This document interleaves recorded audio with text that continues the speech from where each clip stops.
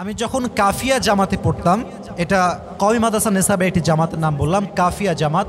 আমার এখনও মনে আছে, আমি ওয়াল্লাহি আল্লাহর শপথ করে বলছি, এটা কোনো অহংকার নয়, it's not show off, just তোমাদেরকে মোটিভেট করতে চাই, তোমাদেরকে উদ্বুদ্ধ করতে চাই যারা ছাত্ররা তোমরা এখানে আছো। আমি এক রোজার থেকে নিয়ে আর এক রোজা পর্যন্ত পুরো এক বছরে প্রত্যেকটা এক্সামে অর্থাৎ প্রত্যেকটা পরীক্ষায় প্রথমও ছিলাম। ইভেন উত্তরবঙ্গে যে বোর্ড ছিল, বোর্ডে আমি স্ট্যান্ডও করেছি, 10 জনের মাঝে আমার নামও ছিল। এবং ওই পুরো বছরে আমি প্রায় 4 থেকে 5টা কিতাব তাকরার করাতাম। এই সব কিছু মেইনটেইন করে পুরো বছরে এক রোজা থেকে নিয়ে আর এক রোজা পর্যন্ত, অর্থাৎ এক ঈদ থেকে আর এক ঈদ পর্যন্ত আমি মোট 93 খতম তেলাওয়াত করেছিলাম। সবাই পড়ি আলহামদুলিল্লাহ। আমরা আজকে বসতে পেরে এখানে সবাই খুশি না বেজার? বাচ্চারা তোমরা সবাই খুশি তো? আলহামদুলিল্লাহ, মাশাআল্লাহ। আল্লাহর কাছে দোয়া করল সবাইকে ইসলামের খাদেম হিসেবে কবুল করুন, সকলেই পড়া আমিন। আজকে কথা আসলে বলার মতো কোনো আমার কাছে খুব বেশি ক্ষমতা নেই, কারণ আমার ডান পাশে বসে আছেন আমার বাবার বন্ধু, আমার উস্তাদ সমতুল্য একজন বিজ্ঞ ইসলামের খাদেম মাওলানা সিরাজুল ইসলাম সাহেব, আমার উস্তাদ সমতুল্য, আমার পিতা সমতুল্য। আমি ওনার জন্য দোয়া করলে ওনাকে নেক হায়াত দান করুক, আমরা সকলেই পড়ি আমিন। আমার বাম পাশে বসে আছেন আমার প্রিয় উস্তাদ হাফেজ নাজিমুদ্দিন সাহেব। ওনাকে আমি ছোট্টবেলার থেকে চিনি, একদম যখন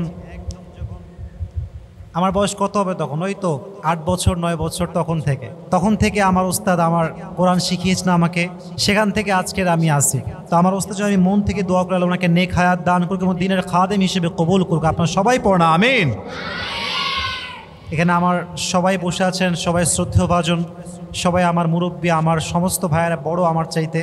আমার এখানে হাইবুল্লাহ ভাই আছে।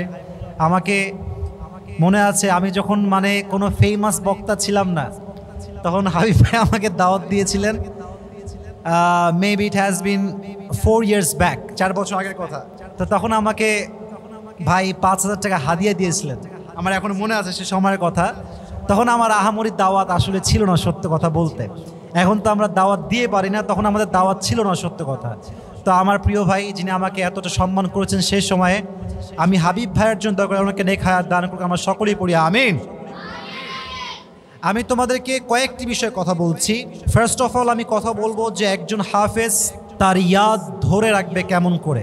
শুধু মুখস্থ করলেই হবে না, মুখস্থটাকে ধরে রাখার দরকার। আমার প্রিয় ছাত্র ভাইরা আছে না নাই? আছে, মুখস্থ রাখতে হবে। দেখো অনেক ছাত্র আছে দেখবা মাদ্রাসায় পড়াশোনা করে কিন্তু বাসায় গিয়ে সারাদিন টিভি দেখে, ভিডিও গেম খেলে, আছে না নাই? অনেক আছে। এবং এই ভিডিও গেম খেলতে গিয়ে, টিভি দেখতে গিয়ে যা পড়ে আসছে সব ভুলে যায়, আর কিচ্ছু মনে থাকে না। বিশেষ করে যেহেতু আমিও একজন হেফজোখানার ছাত্র, যখন বৃহস্পতিবার বাসায় যেতাম, শুক্রবারে আসতাম, মাঝে মাঝে শনিবারে সকালেও আসতাম।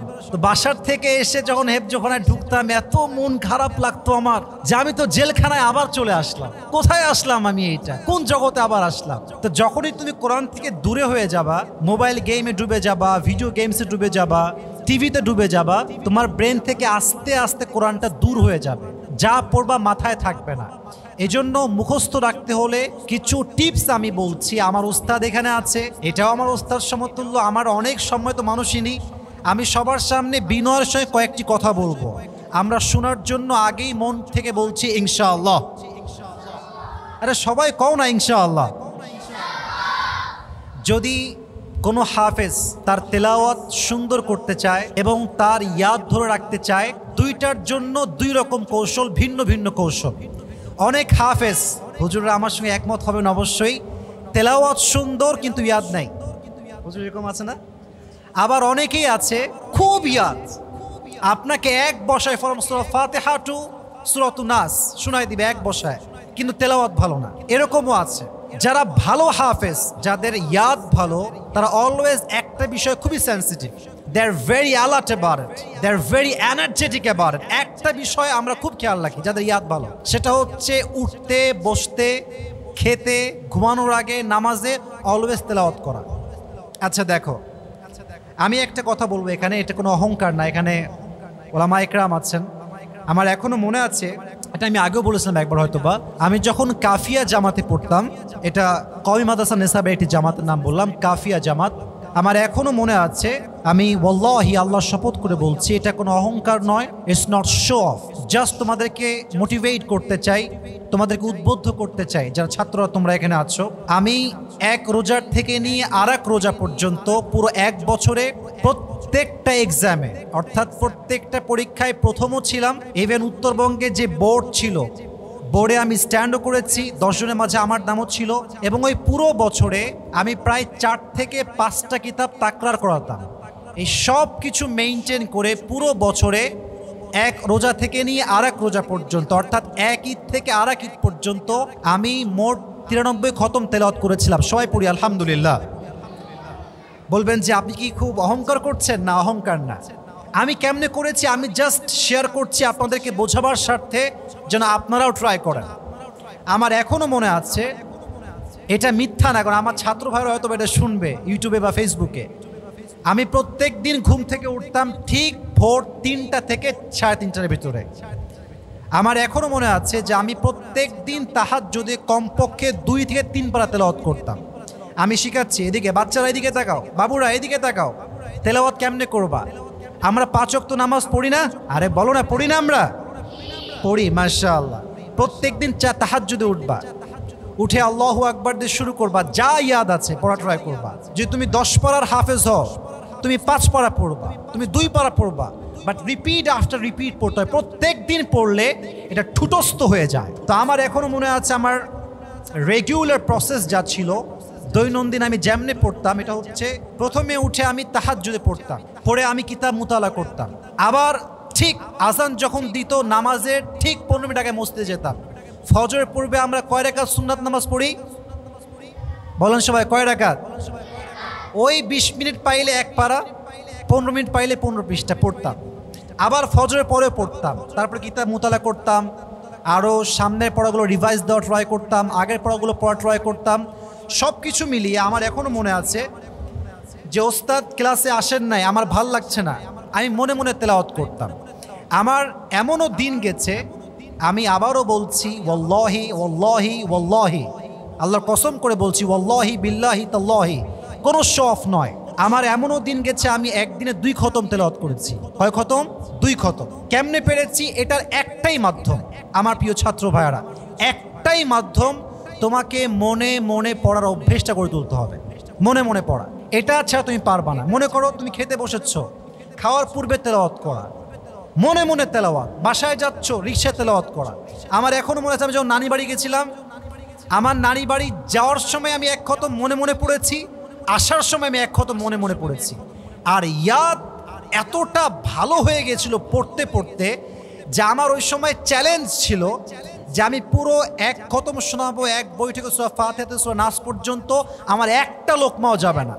তো চ্যালেঞ্জ করার পরে আমার সঙ্গে 3 জন বসেছিল যে আমরা শুনবো আপনার পড়া সূরা ফাতিহা থেকে নিয়ে সূরা নাস পর্যন্ত, দেখবো ভুল হয় কিনা।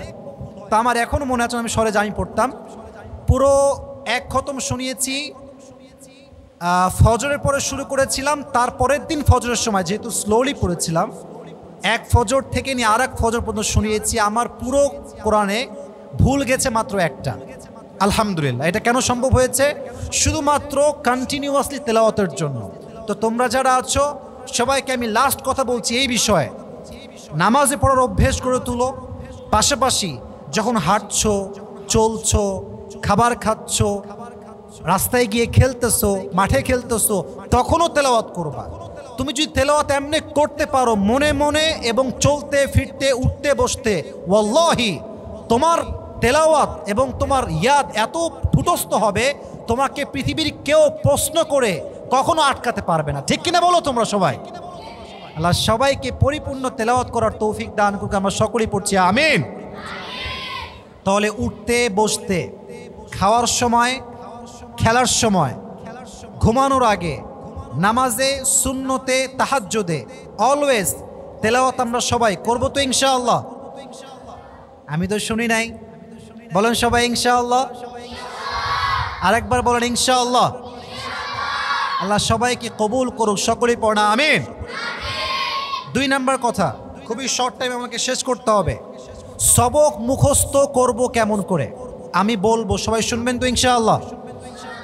এদিকে তাকান সবাই। আচ্ছা, মনে করেন for example this is a book which is কোরআন। এটা হচ্ছে কোরআন। জাস্ট ফর এন এক্সাম্পল, উদাহরণস্বরূপ, কখনোই প্রথমে মুখস্থ করার ট্রাই করবেন না, আগে এটাকে মুতাআলা করে রিভাইজ দিবেন। বাচ্চারা এদিকে তাকাও, তোমাদের সহজ ভাষায় বলছি, আগে নাজরানা পড়বা, কয়েকবার, মুখস্থ করতে হবে না। ওয়াল্লাহু জাআলা লাকুম মিন বুয়ুতিকুম সাকানাও ওয়া জাআলা লাকুম মিন জুলুদিল আনআম, পড়ো, এমনি মুখস্থ করতে হবে না, এমনি পড়ো। যখন পড়তে পড়তে একটু ঝাঁঝরা হবে, একটু আয়ত্তে আসবে, তখন মুখস্থ করা স্টার্ট করো। আমাদের ভুলটা কি হয়, যেটা আমি অনেক সময় করেছি, প্রথম লাইন থেকে মুখস্থ শুরু না। This is not the right process, এটা সঠিক পদ্ধতি নয়। আগে আপনি দুপুরের পরে নাজরানা পড়েন, এটাকে ঝাঁঝরা করেন আগে, অ্যান্ড দেন বাদ মাগরিব এটাকে মুখস্থ করবেন। এবং সবাইকে আমি বলবো, মুখস্থ করার পরে তাহাজ্জুদের সময় উঠে আবার নামাজে পড়বেন। রাজি আছেন তো সবাই ইনশাআল্লাহ? আগে নাজরানা, যখন ঝরঝরে হয়ে যাবে মুতাআলাটা, তারপরে মুখস্থ, তারপরে উঠতে বসতে তেলাওয়াত, তারপরে তাহাজ্জুদে, তারপরে হুজুরের সামনে। ওয়াল্লাহি এই প্রসেস যদি কেউ পড়তে পারে, হুজুরের সামনে কখনো একটা আয়াতেও আপনি বাঁধবেন না। সকলে বলেন ইনশাআল্লাহ। আমার জীবনে আমি একদিনে সবক দিয়েছি 17 পৃষ্ঠা। কত পৃষ্ঠা? 17। হুজুর এখানে কিন্তু আমার ওস্তাদ আছে, এখানে আমার মিথ্যা বলার কোনো অবকাশ নেই, বানিয়ে বলার কোনো অবকাশ নেই। আমার সবক আমি সর্বোচ্চ দিয়েছি 17 পৃষ্ঠা।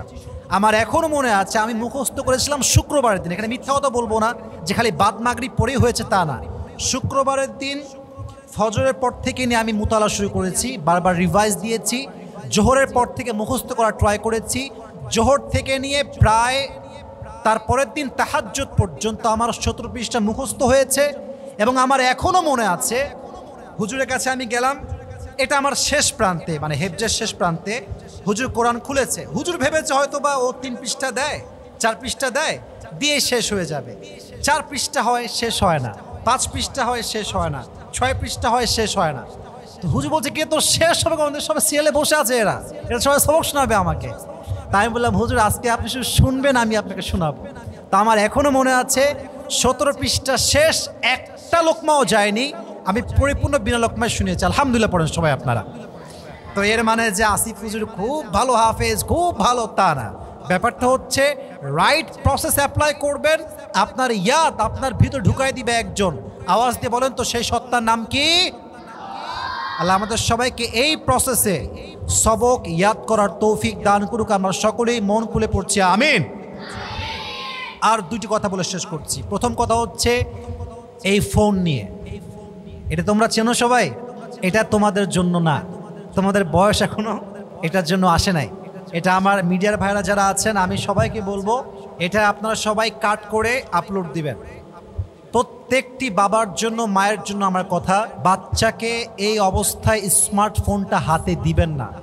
আমার জীবনে আমি বাপের কাছে মায়ের খাইছি জীবনে একবার, সেই মায়ের কখন, যখন আমি হেফজোনাতে বের হয়ে আসছি, কিতাবখানায় ভর্তি হয়েছি, তখন আমাকে এমন মারা মেরেছে, আমি জীবনে এরকম মায়ের খাই নাই। কেন মেরেছে? একটাই কারণ, এই মোবাইল ফোন। আমি চাইতাম ফোন ইউজ করবো, আব্বা বলতো না, never ever you cannot use this smartphone, হবে না, এটা আমার দ্বারা হবে না। তো আমি কি করেছিলাম, চুরি করে ফোন কিনেছিলাম। আমি দুষ্টু ছিলাম, এটা আমি অস্বীকার করি না। তা আমার মনে আছে, আমার বাবা জানতে পেরেছে যে আমি মোবাইল ফোন কিনেছি চুরি করে। আপনি তো কওমি আলেম, আমরাও কওমি মাদ্রাসায় পড়েছি, আমরা জানি কওমি মাদ্রাসায় Android phone it is just like হারাম, একদম হারাম, কোনো দলিল লাগবে না, দলিলের কতই লাগবে না, এটা এমনি হারাম। তা আমার বাবা, আমি মোবাইল ফোন কিনেছি, আব্বা জানে, আমাকে মানা করছে যে বাবা রেখে দাও, তোমার বয়স হয়নি, বয়স হলে আমি তোমাকে নিজে কিনে দিব, সমস্যা নাই। আমি মানি নাই। তা এটা হচ্ছে আমার বাসা, this is the gate of our house, এটা হচ্ছে আমাদের দরজা। তা আমি এখানে চুপ করে বসে আছি, রেগে, বাসায় ঢুকবো না, আমাকে ফোন ইউজ করতে দেওয়াই লাগবে।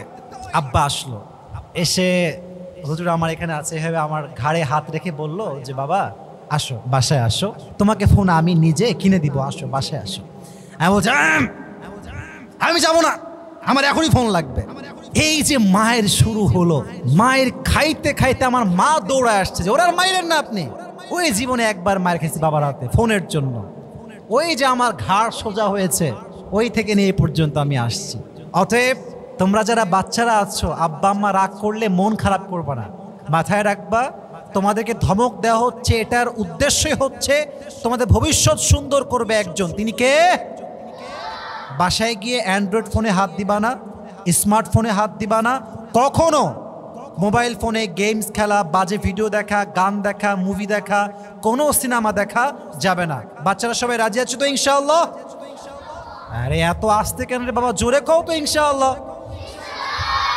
আর তোমরা অনেকে কিছুটা বড় হয়ে গেছো, তারাবির নামাজও পড়াতে হবে, আস্তে আস্তে নিয়াত রাখতে হবে। এই যে আমাদের হুজুর বসে আছে আমার ডান পাশে, আমার বাবার অনেক কাছের বন্ধু।